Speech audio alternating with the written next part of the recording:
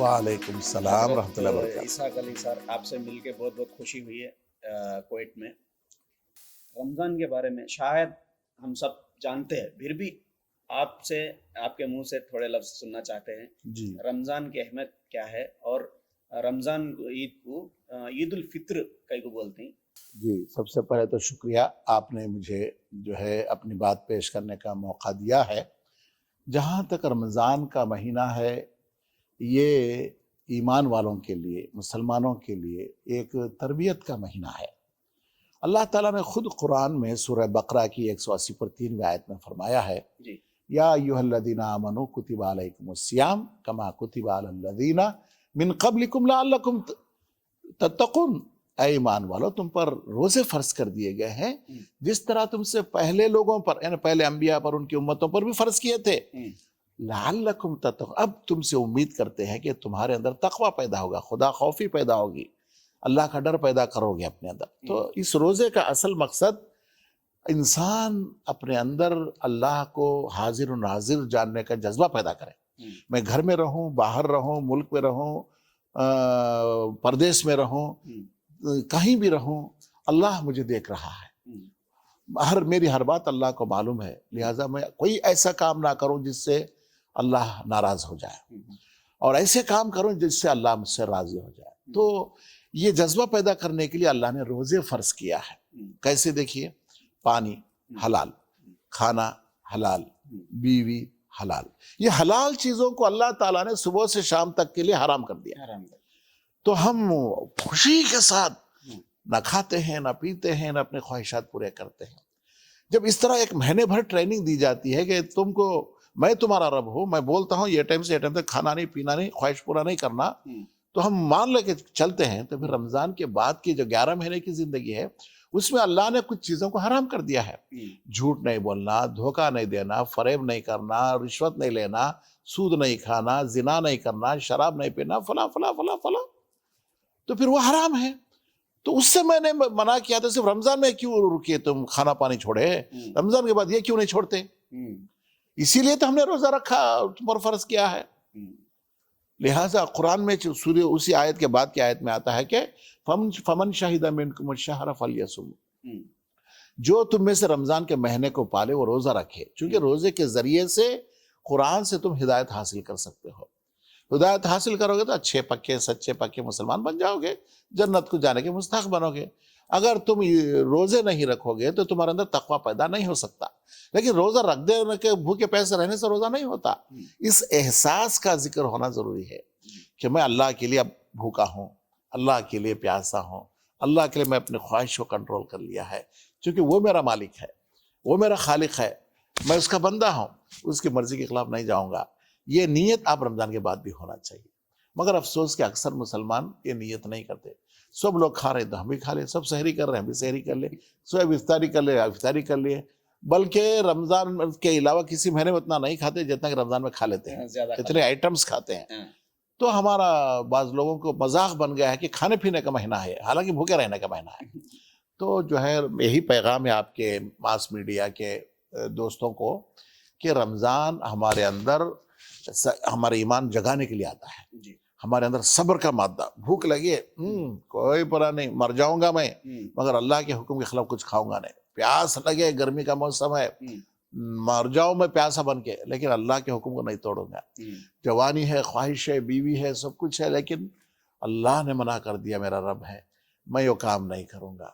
تو یہ جذبہ پیدا ہو جانا، یہیں سے اس کی ترقی، اس کے اندر انقلاب شروع ہوتا ہے، صحیح معنی میں مجاہد بنتا ہے، صحیح معنی میں مسلمان بنتا ہے۔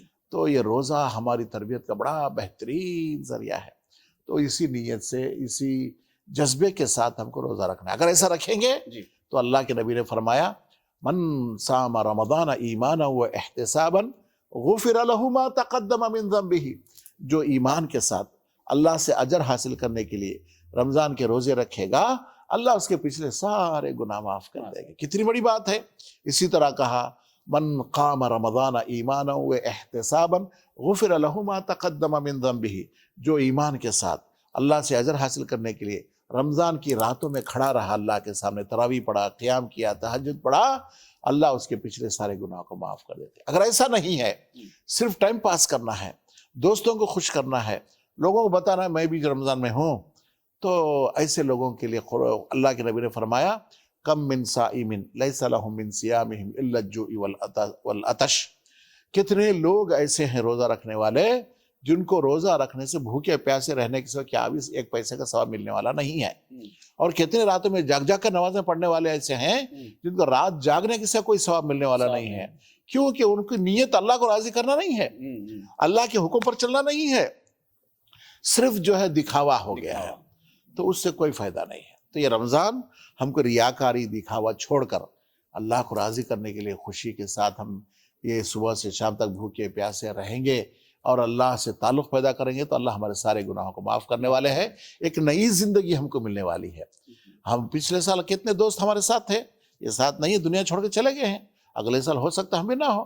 تو سمجھنا چاہیے رمضان ہمارا آخری رمضان ہے، اگلے سال ہم دنیا میں نہیں رہیں گے. جذبے سے رہنا چاہیے کہ بھائی جس طرح رمضان کا ایک پورا مہینہ جیسے فوج کو ٹریننگ دیتے ہیں ایک مہینے کی، اس طرح ٹریننگ دے رہا اللہ تعالیٰ کو اسلام کی. ہم اچھے مسلمان بننا ہے، ہم آدھار کارڈ دیکھ کر جنت میں نہیں جائیں گے، نہ راشن کارڈ نہ پاسپورٹ دکھا کے. وہاں پر یہی جذبہ، یہ ایمان، یہ یقین، یہ عمل کام آئے گا. لہٰذا یہ آخری رمضان سمجھ کر ہم کو خوشی کے ساتھ اللہ کے حکم پر چلنے کی نیت کرتے ہوئے، اگر ہمارے روزے قبول ہوئے کیسے معلوم ہونا ہم کو؟ رمضان سے پہلے کی زندگی میں رمضان کے بعد کی زندگی میں فرق پڑ گیا. پہلے ہم منمانی زندگی سے کرتے تھے، رمضان کے بعد ہماری زندگی میں فرق آ جائے. نمازوں کی پابندی، روزوں کی پابندی، قرآن کی تلاوت، ماں باپ کی خدمت، پڑوسیوں کے ساتھ اچھے تعلقات، حلال حرام کی تمیز، رشوتوں سے، سود خوری سے، دھوکے بازی سے ہم بچ گئے، سمجھو ہمارے روزے قبول ہو گئے. نہیں ہے بھائی، پہلے کی طرح روز چلتا ہے، رفتار بے ڈھنگی جو پہلے تھی سب بھی ہے، تو کوئی روزے نہیں، کوئی نماز نہیں، دنیا کو دکھانے کے لیے ہو جائیں گے.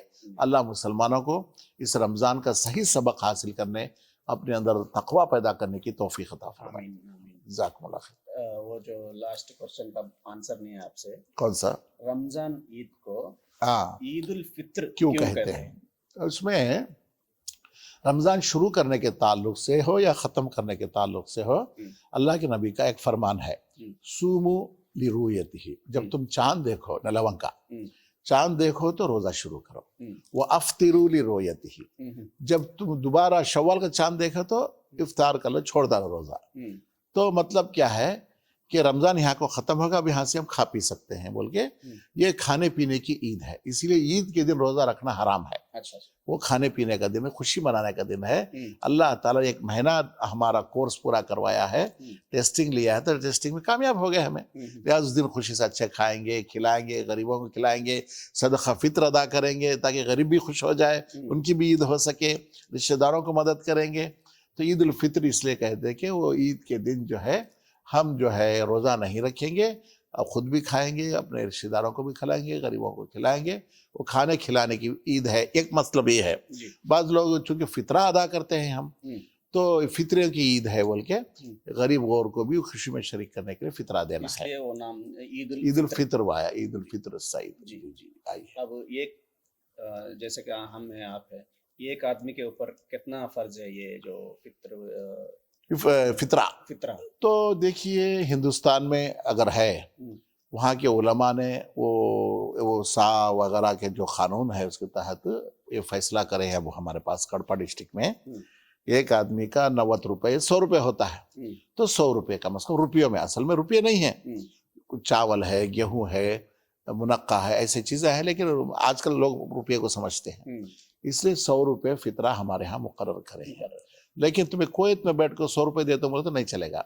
کویت میں کھا پی رہے ہیں تو کویت کے ہاں فطرہ کتنا بنتا ہے؟ کتنا؟ 1 دینار ہے. 1 دینار ہے، تو 1 دینار آپ کو انڈیا کے 280 روپے کچھ بنتے ہیں.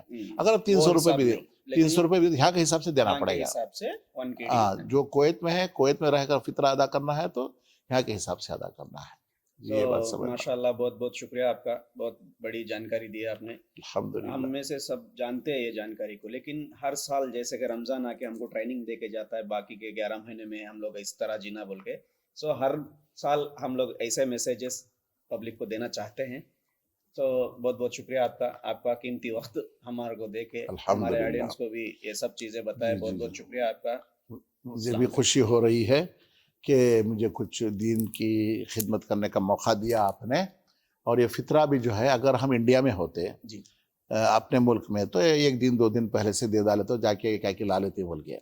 अब हमें दूर बैठे हुए हैं, अब यहाँ से भेजना, उन्होंने बैंकों से निकालना, उन्हें देना, तो टाइम लगता है। इसलिए यहाँ के उलमा ने ये फैसला किया है कि तुम 10 दिन पहले, 15 दिन पहले, बल्कि बाज़ लोगों ने कहा कि रमज़ान का चांद देखने के बाद फितरा भेज डालो, ताकि वहाँ पहुँचना है, फिर उसमें कौन गरीब है उसको देना है, मसले होते हैं। जी जी।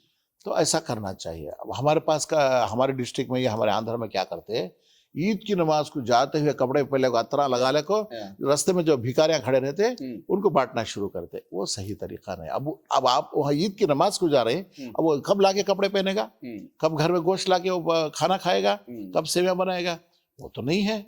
तो आप जो है चंद दिन पहले अदा करना है, ताकि वो लोग अपनी जरूरतें पूरी कर सके। ये बात भी मैं मैसेज देना चाह रहा हूँ जी। और ये फितरा देने के लिए अगर आपके तरफ से कुछ है कमिटीज लाइक जी, हमारी कड़पा इस्लामिक सोसाइटी, हाँ हाँ आप जी, दे दीजिए। कड़पा इस्लामिक वेलफेयर सोसाइटी तो 40 साल से कड़पा डिस्ट्रिक्ट में काम कर रही है। तो हम रमज़ान में लोगों का सदका फितर भी जमा करके जो मुस्तहक गरीब लोग हैं उन तक ईद से पहले पहले पहुंचा देते हैं। वो अब भी चल रहा है। तो हमारे सोसाइटी तक सदका भी हो, फितरा भी हो या ज़कात भी हो, हमारे सोसाइटी के पास पहुंचाएंगे तो ज़कात के जो मुस्तहक है उनमें हम तकसीम करवा देंगे, उनकी हम मदद कर देंगे। अब मेरा नंबर तो आजकल के ज़माना सेविंग का हो गया है कि याद नहीं रहते किसी के नंबर। मेरा नंबर मुझे याद है 9440708070, ये मेरा नंबर है। अगर दूसरों का नंबर शायद मुझे फ़ोन करे तो मैं दूसरों का नंबर भी दे सकता हूँ, बता सकता हूँ इंशाअल्लाह। तो जो भी राब्ता करना चाहते हैं राब्ता करें इंशाअल्लाह। यहाँ हो या अपने मुल्क में भी देना है तो उनके नंबर में दे दूंगा उनको। और हमारे पे व्हाट्सएप है, हाँ व्हाट्सएप है जी, हाँ जी। वहाँ हमारे पास मदरसा जामियतुस सालिहात बोल के एक लड़कियों का इदारा है, वहाँ भी ईद की नमाज पढ़ाते हैं हम सुबह 7 साढ़े 7 बजे।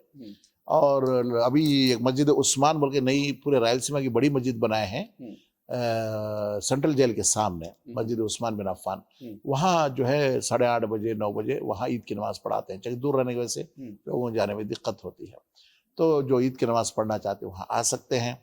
बेहतरीन सेवियों का भी इंतजाम रहता है, खजूर भी रहते हैं। ईद का मज़ा आएगा इंशाअल्लाह। जो भी आना चाहते हैं यहाँ से आइए, या मुल्क में रहते हैं वो वहाँ शिरकत कीजिए इंशाअल्लाह। बहुत बहुत शुक्रिया। मुबारक हो ईद आपको एडवांस में। आपको भी ईद मुबारक हो एडवांस में, और आप सब लोग को भी ईद मुबारक। ये कीमती इंफॉर्मेशन आपके लिए है, वो नंबर भी नोट कीजिए। अस्सलाम वालेकुम।